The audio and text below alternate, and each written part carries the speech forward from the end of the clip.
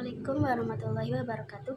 Perkenalkan, saya Uswatun Hasanah, mahasiswi semester 1 Universitas Islam Bunga Bangsa Cirebon, Fakultas Tarbiyah, jurusan Pendidikan Islam Anak Usia Dini. Pada saat ini, saya akan sedikit menjelaskan tentang perkembangan Islam damai.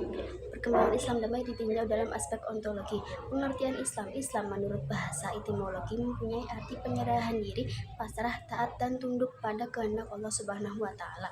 Menurut istilah terminologi, jika dimaknai dengan kata Islam sendiri tanpa diiringi dengan kata iman, maka makna Islam mencakup seluruh agama, baik usul, pokok, ataupun furu' cabang. Juga seluruh permasalahan akidah, ibadah, keyakinan, perkataan, dan perbuatan.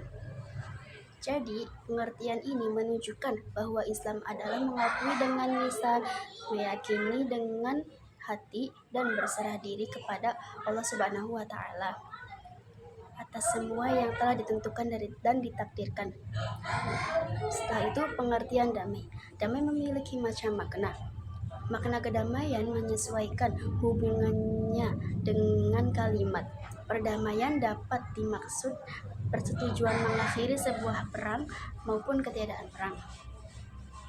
Atau bisa pula diartikan suatu periode di mana angkatan bersenjata tidak memerangi musuh.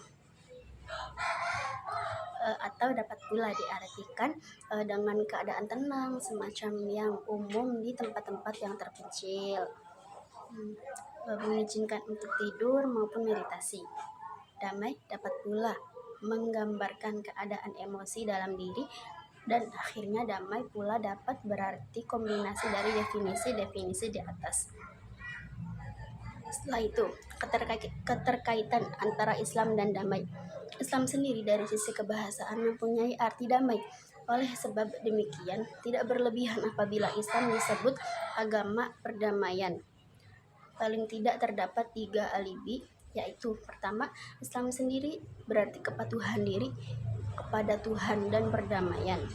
Kedua, salah satu dari nama Tuhan dalam Al-Asma Al-Husna yang artinya Maha Damai, Al-Salam. Ketiga, perdamaian dan kasih sayang merupakan keteladanan yang dipraktikkan oleh Nabi Muhammad SAW. Pengembangan Islam damai ditinjau dalam aspek epistemologi. Konsep damai dalam Islam. Dalam konsep Islam, ikatan antar orang serta bangsa-bangsa merupakan ikatan perdamaian. Al-Quran mengarahkan kalau tujuan Allah menciptakan umat manusia yang berbeda-beda suku serta bangsa supaya saling memahami serta berhubungan satu dengan yang lain dengan damai. Kedamaian tidak dapat terwujud apabila manusia tidak saling mengenal antara satu dengan yang lain. Salah satu fasilitas yang mengantarkan manusia untuk saling mengenal merupakan pembentukan keluarga. Dalam suatu keluarga, hendaklah meningkatkan cinta serta kasih sayang yang hendak melahirkan ketentraman serta kedamaian. Dengan terciptanya ketentraman dalam keluarga, maka kedamaian hendak terwujud pula dalam kehidupan masyarakat. Begitu pula halnya dengan kedamaian dunia hendak terwujud apabila individu dan masyarakat hidup dengan damai. Kedamaian hati. Allah menciptakan manusia serta memberikannya hati. Setiap perilaku manusia, baik maupun buruk, bersumber dari hati. Hati merupakan sumber kedamaian. Kedamaian hati manusia bisa merembah ke dalam kedamaian tatanan keluarga, masyarakat, bangsa, dan dalam kehidupan manusia seluruh dunia. Kedamaian hati hanya dapat diperoleh apabila individu manusia lebih menyayangi Allah dibandingkan dengan yang lainnya. Allah zat yang maha suci yang mesti dicintai sepenuh jiwa serta hati. Manusia diperintahkan untuk senantiasa meletakkan cintanya yang sangat besar kepada Allah, baru setelah itu menyayangi yang lain sebatas yang diperkenankannya. Kedamaian rumah tangga. Terbinanya ikatan suami serta istri dalam suatu rumah tangga berlandaskan atas kasih sayang di antara keduanya, hingga dapat memunculkan kedamaian dalam rumah tersebut. Seorang suami berupaya sekuat tenaga mencari nafkah buat kepentingan keluarganya. Diakibatkan kecintaannya yang mendalam terhadap keluarganya, demikian pula halnya seseorang istri, melayani suami serta mengurus anak-anak dalam rangka untuk mewujudkan kedamaian dalam keluarga.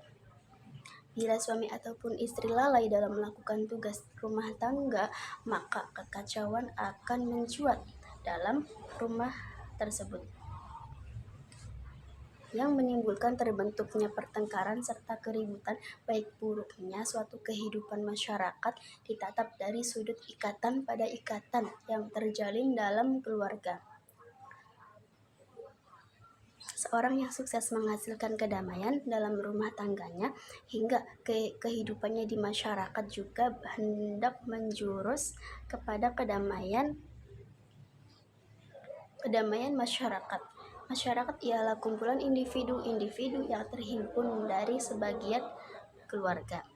Ketika berkumpulnya individu-individu dalam satu masyarakat dari golongan yang berbeda, hingga meningkat banyak pula masalah-masalah yang mencuat, karena masing-masing orang memiliki kepribadian yang berbeda-beda antara satu dengan yang lain.